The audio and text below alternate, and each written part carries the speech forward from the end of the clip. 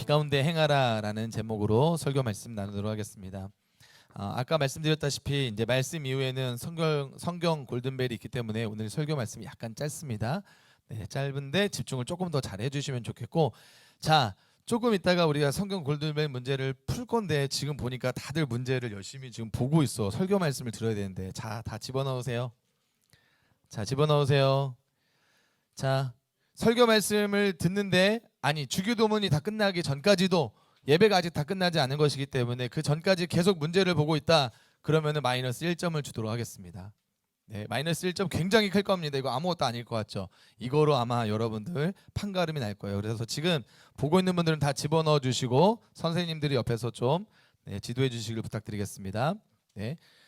강도사님이 말씀을 전하다가 설교 말씀이 아니라 주보에다 이렇게 내용을 쓰지 않고 그 페이퍼를 보고 있다, 그럼 무조건 마이너스 1점입니다. 아시겠죠? 자, 얘기했습니다. 강도사님이.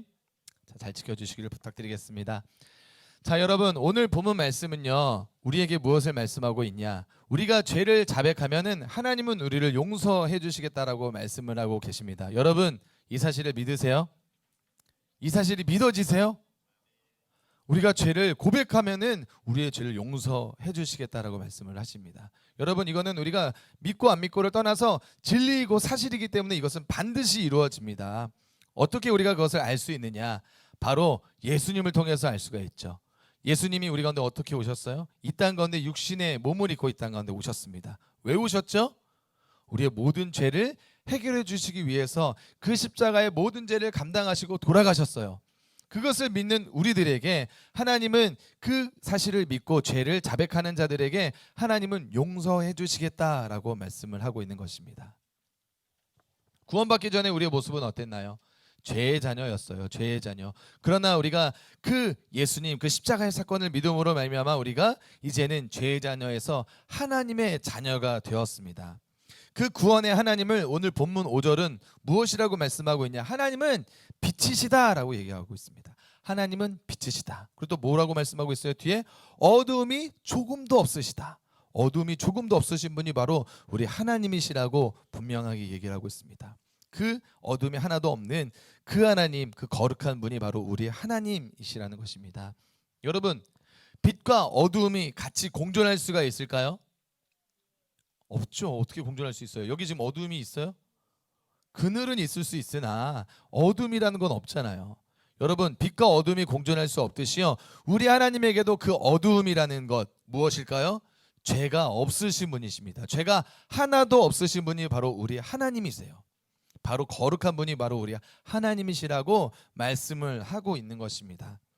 그 빛이신 하나님께서 죄로 인해 어둠에 사로잡혀져 있던 우리들에게 찾아오셔서 그 빛을 확 비추어 주심으로 우리에게 있어서의 모든 어둠을 몰아내시고 빛의 자녀로 삼아 주셨다라는 것입니다. 죄의 자녀였지만 하나님의 자녀로, 빛의 자녀로 우리를 변화시켜 주셨다라는 거예요.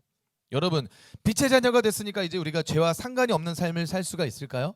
내가 짓는 죄 더 이상 죄가 아닌 걸까요? 내가 하는 행동 더 이상 죄가 나오지 않고 항상 선한 것만 나오게 될까요? 여러분들의 내면을 돌아보세요. 그렇지 않잖아. 그렇죠? 항상 우리는 죄 안에서 살아가고 그 어둠이라는 데에서 붙잡혀서 살아가게 되어 있습니다. 죄를 지을 때, 그래서 하나님의 마음을 우리가 아프게 했을 때 우리가 해야 하는 것 단 한 가지 있는데, 오늘 우리가 성경 말씀을 통해서 봤던 것처럼 우리가 우리의 죄를 자백하면 우리 하나님께서는 미쁘시고 의로우사 우리의 죄를 사해 주시겠다라는 이 놀라운 약속을 믿고 우리가 날마다 하나님 앞에 나아가 죄를 지었을 때에, 하나님, 내가 죄를 지었습니다. 이것이 나의 죄입니다. 회개하면서 하나님 앞에 나아가야만 하겠습니다. 이것은 또 무엇을 말하냐면은 그 빛이신 하나님을 나에게 초청하는 거예요.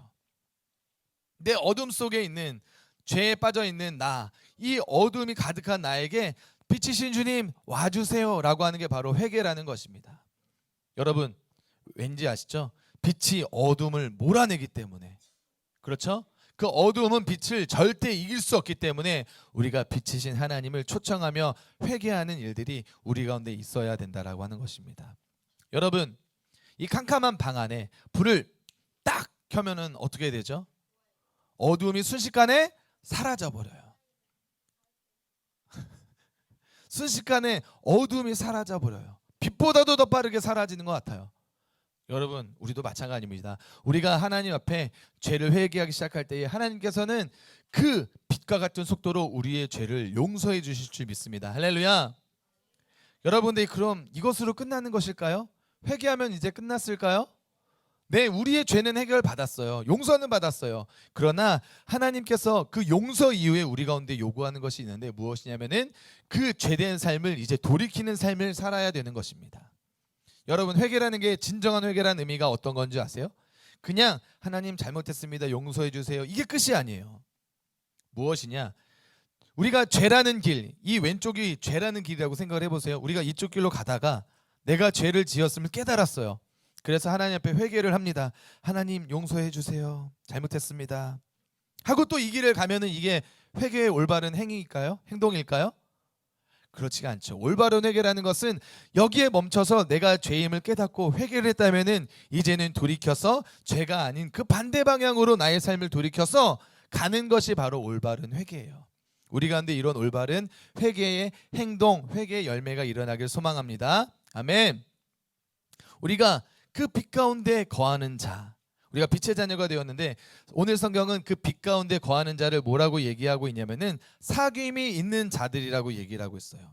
확인해 볼까요? 1장 7절 말씀 한번 다 함께 읽어보도록 하겠습니다. 1장 7절 말씀 시작.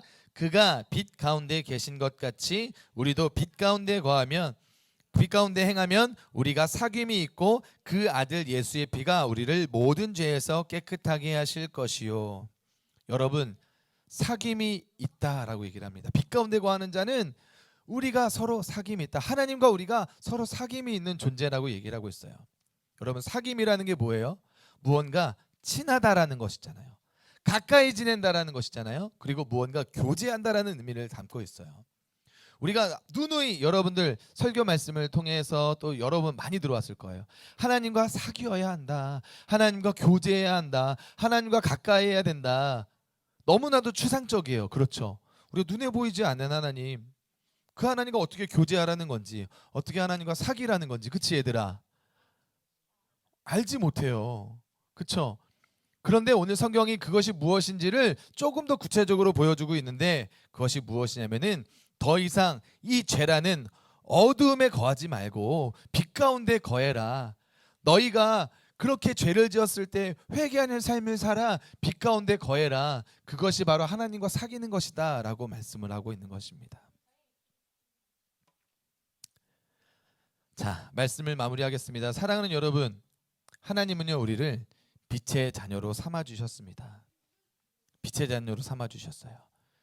그런데 여러분, 우리의 빛의 자녀도 죄를 짓잖아요.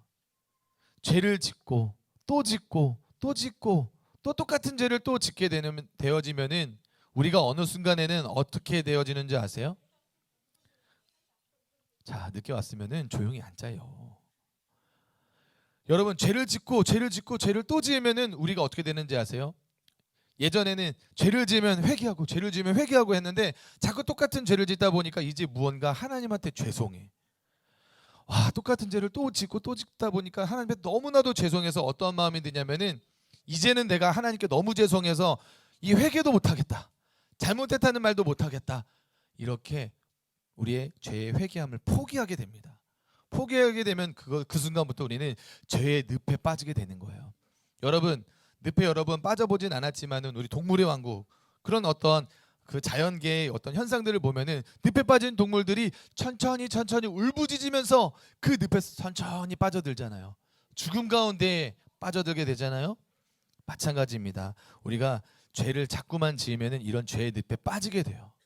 그리고 또 한 가지, 우리 성경에서는 그러한 상태를 뭐라고 얘기하고 있냐면은 구원의 기쁨을 잃어버렸다라고 얘기를 합니다. 우리가 하나님이 우리를 구원하셨기에 그 구원의 즐거움이 우리 가운데 마구마구 샘솟고 넘쳐야 되는데, 즐거움이 있어야 되는데 어느 순간 똑같은 죄에 빠지고 그러다 보니까 그 구원의 기쁨 잃어버린 채 그냥 무미건조하게 이렇게 예배를 나오고 하나님의 말씀을 듣게 되어지는 이 안타까움이 우리 가운데 있게 된다라는 것입니다. 여러분, 그러나 우리가 그러함에도 불구하고 우리가 해야 되는 건 있는데 무엇이냐면은 죄를 회개를 또 해야 된다라는 것입니다. 여러분 7전 8기 들어봤어요? 7번 넘어져도 8번 일어선다. 여러분 우리는 이 8뿐만 아니라 100번 넘어질지라도 다시 한번 일어나 하나님 앞에 회개하면서 나아가야 합니다. 왜냐하면 우리가 이 약속의 말씀을 붙들기 때문이죠. 우리 하나님은 미쁘셔서 우리의 죄를 회개하면 자백하면 용서해 주시는 하나님이시기 때문입니다. 다시 빛 가운데 거하는 그 빛의 자녀로 살아가게 되어지는 것이에요. 그래서 이 하나님의 사랑을 신뢰함으로 우리가 저번 주에 말씀으로 나누었던 것처럼 하나님의 성품에 참여해서 하나님을 닮아가 우리 하나님을 기쁘시게 하고 또한 우리 주님을 위해서 살아가는 그 복음을 위해서 살아가는 우리 모두 주와 소녀무 되기를 간절히 소망합니다. 아멘.